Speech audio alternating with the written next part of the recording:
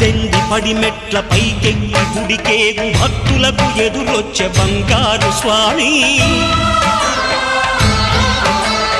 ఇరుముడులు స్పృశించి శుభమనుచు దీవించి జన బృందముల చేరే జగమేలు స్వామి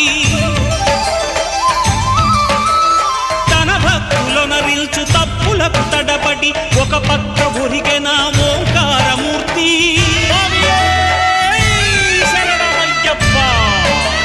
స్వాములందరూ తనకు సాయము కాగా ధీమంతుడై లేచే ఆ కన్య స్వామి